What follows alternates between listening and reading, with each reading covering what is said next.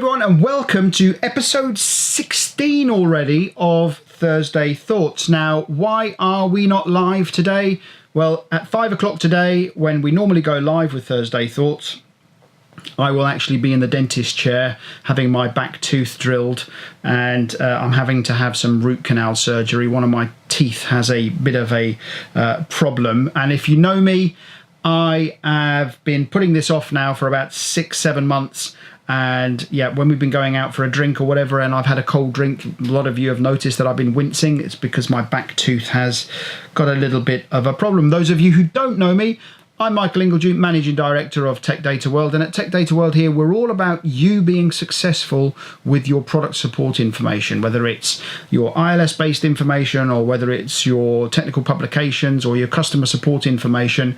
We want you to be successful with that information. So we are recording this week's Thursday Thoughts. We didn't go live last week either, because if you remember, I mentioned that I was going to take you with me camping, but the bandwidth wasn't there for us to do it. So unfortunately, you're having to put up with a recorded version this week. Some of you might actually prefer it. Let me know. And so I'm going to go through, what we normally do is we go through the top 10 items of news that I think are interesting. Then we come on to some TDW stuff. And then we will come on to any questions that may have come in to us here at TDW, which there's only been a few, so we should be able to whip through them. So I've got all my notes here on my little tablet. And yeah, so the top 10 industry news items that we've picked up. Adobe has announced version 5 of the Adobe PDF print engine. Now, I've only very briefly read the press release on this, and I will go into it and dive into it slightly deeper, because lots of us use this. We use it here. And what I want to do is go through, maybe do another tutorial on the kind of stuff that's in there that's interesting. High level stuff is obviously the security improvements, the performance enhancements and speed and that kind of stuff. So again, I will do another tutorial on that and have a look at that. SDL and Donnelly Language Solutions have come together. I'll put the press release link down below, essentially announcing that they are strengthening their language and translation partnerships together.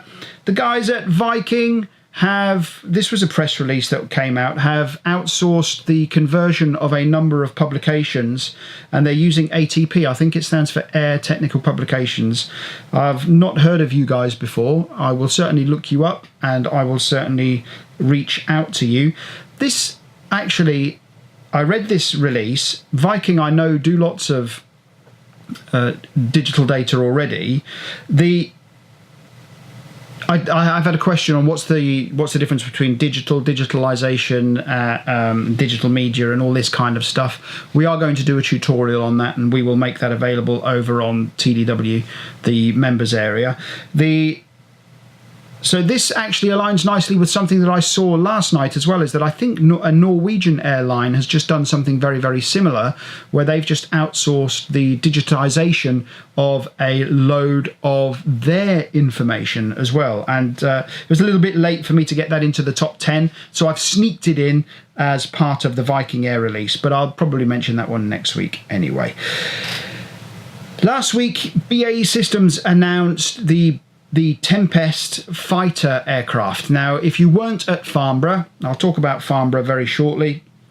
If you weren't there, BAE Systems made a big noise about the Tempest aircraft, and they're talking about the new generation and the next generation of cockpit, and how information is going to be displayed to the pilots and to the operators and those kind of things.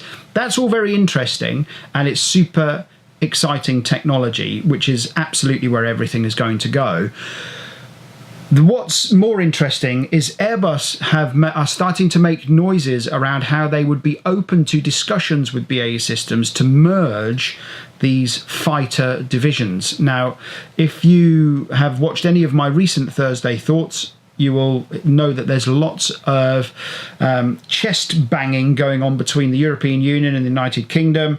And the United Kingdom have announced with Sweden that they're going to come together and possibly develop a fighter aircraft. And then Dassault and Airbus have said that they were going to come together and they were going to develop something. And it seemed like a bit of a war of words going on. Seems to be a little bit of a softening message coming out of Airbus, where they're saying they would be open to discussions with BAE Systems to merge all of these fighter activities, which could be good news for everybody involved.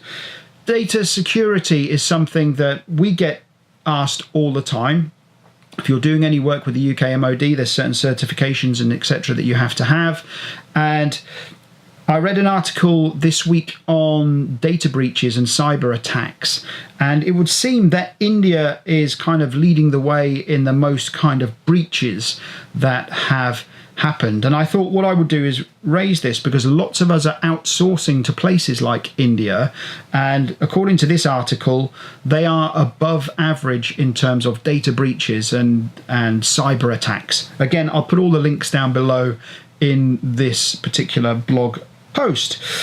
Those of you that weren't at Farnborough, I picked up a great article that somebody has written on the top 10 takeaways or the winners and losers of the Farnborough Air Show. So I'll put a link down below for that. You can go and have a look at that. A couple of weeks ago, I mentioned the US project, the Howitzer, which had some supportability issues. I've read a little bit more on this, and it looks like it was some kind of, it's a weld that looks like it's failing. So it looks like it might be a design problem. And I understand that this week the project has been formally put on hold, which is not great news. And talking about design failures or problems with our particular platforms, there was a tank firing failure here in the UK, which killed a couple of operators. And originally they thought it was user error. They thought it was the operators were messing around.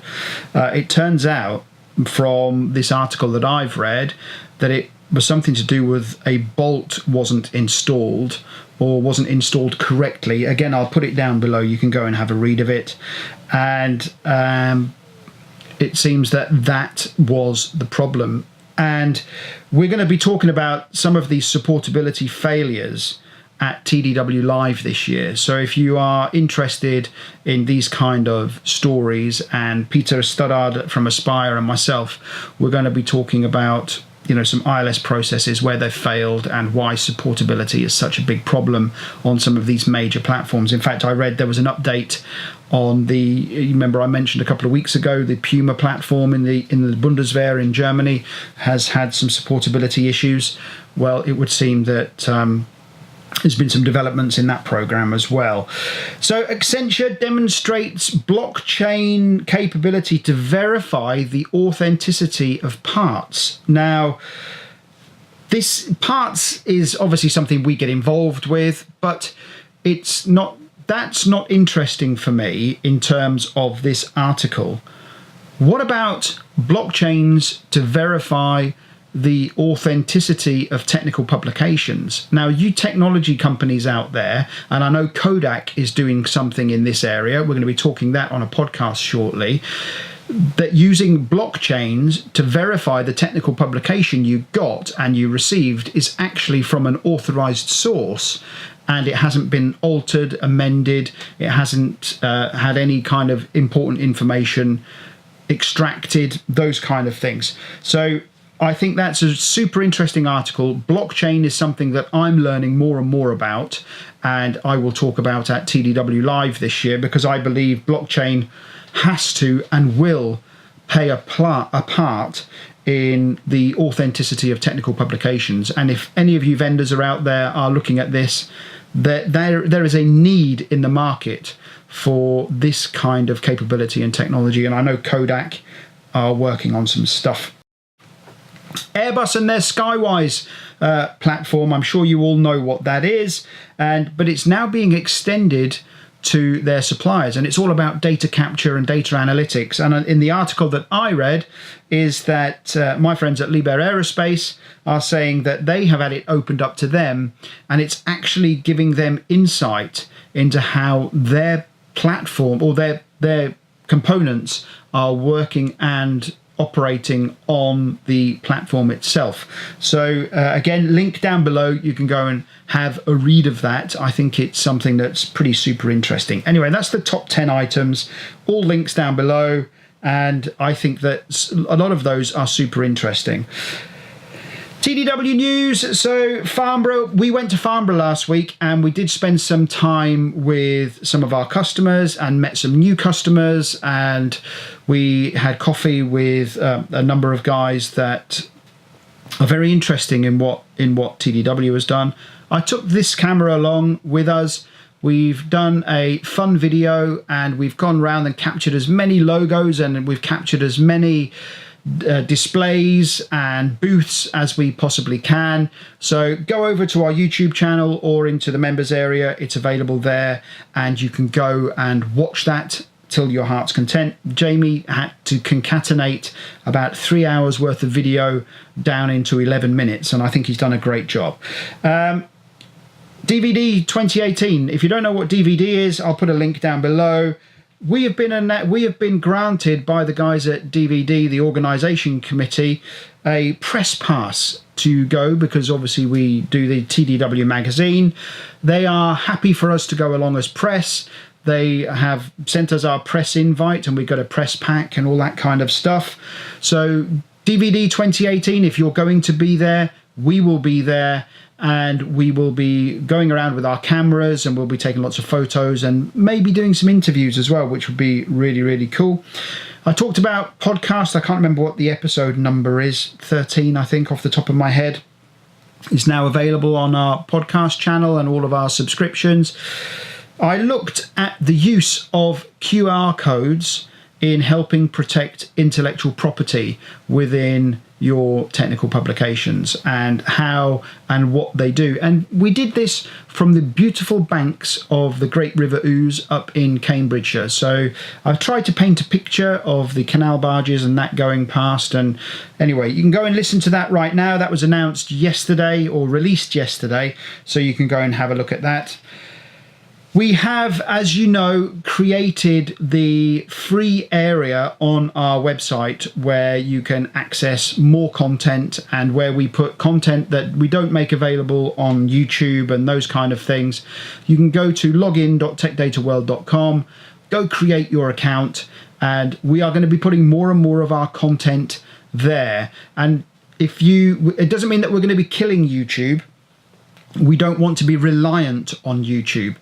YouTube are changing all the time their terms of use, their terms of conditions, and you cannot go on YouTube now without having to watch at least 2 or 3 adverts at any one time, which is becoming frustrating and actually turns people off. So what we want to do is we want to become independent of these platforms that are generating revenue from our content and our endeavors. So if you like what we're doing here at TDW, and I know a stack of you already have, just go over to login.techdataworld.com, create your free account. You can access our magazine for free. There's some information up there. I think we've put a couple of our free tutorials up there. But we've also got a super exciting tutorial coming up that we will make available for free, all about getting you to sign up to our website. So please do go and have a look at that. BAE Systems and the Trilogy team have signed up to TDW-Live this year, and they are sponsoring, and we are working with the team there at BAE Systems and Zadie on what I think will be a super interesting presentation for day 3. We've chewed the cud over lunch, and we had a bit of a chat about what we think would resonate with the theme, and would also resonate with the audience requirements. And so we have started putting together some ideas, but a massive shout out to the Trilogy team. I think Zadie's team has been supporting TD UK and TDW Live pretty much since its start. I think there was only 1 year that you couldn't get the budget to exhibit. So thank you for that. And we have, those of you who are coming to TDW-Live, we've recently updated the FAQs, so do go to the FAQs before you contact Claire and her team. We are getting lots of questions, but do go and have a look at that. So anyway, TDW-Live, we will announce next week the outline agenda. We have had some people ask us the agenda, what we're up to, what we're doing, and we have some, I think, pretty unique topics and formats for the conference this year, and looking forward to it. So on to some questions. I don't know how long we've been going, so on to some questions. We are getting asked again about technical authors. We have technical authors that are required for some short-term contracts. We've got some technical authors that are required for some longer-term contracts in Germany and those kind of things. We are going to start building a database of technical authors, and again, this is something that we've always had in the back of our mind here at TDW, and to align with our techcommtraining.com, that way that if we recommend an author to a customer, we know that they've done our training course, and we know that they are conversant and they're good, and they know when they say what they can do, and those kind of things. So those stars are starting to align, and keep an eye out for that. But there was also another announcement where we needed some Eagle-based training down in Turkey. If you're a TDW member company, you would have received that already. We've had some interest from organizations already. We've sent the client the people that we think they should be talking to, and I know that they've set up some conference calls already. We've been asked to help an organization set up an S1000D capability.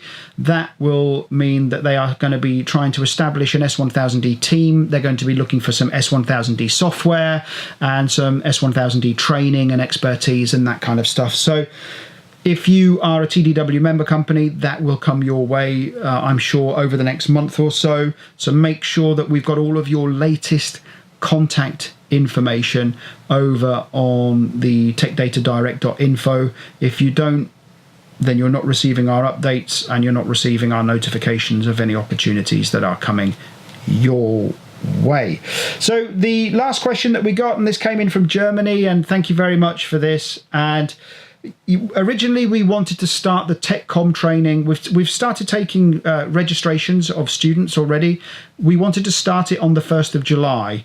Then we had a discussion here internally and thought, well, why don't we start it in alignment with the start of the new academic year, around about the 1st of September. So we've pushed it to the 1st of September. So you can still enroll on the course, you can still get involved on the course. What we're doing is there's a couple that we've recorded of the lessons that I wasn't entirely happy with, and I want to do them again. And so anybody who knows me, I'm an A-type personality. I like to try and do things absolutely perfect, although it's a skill I'm teaching myself, that I don't need to be perfect every time.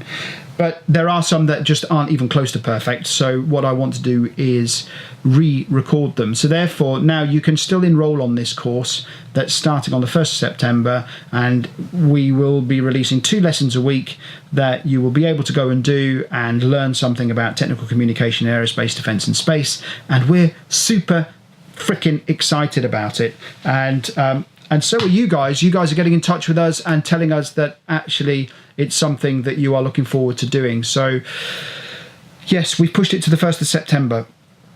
So that was everything. That's the news. That's everything we're doing. Please go ahead and create your account over on login.techdataworld.com, because we're going to be putting some exciting content up there completely free of charge to you guys that are interested in what we're doing here at TDW. TDW-Live, please make sure you book your space. We are going to start putting a list up online of those organizations that have already signed up and those that are coming as delegates and those kind of things. I have reached out to a couple of, I sounded very Canadian when I said that, I have reached out to a couple of organizations on who I think should come along and give a presentation, because I think it would be super interesting for the audience. But that is, what did I say it was? Episode 16 of Thursday Thoughts. Hopefully next week it will cool down a little bit, and hopefully next week we will be live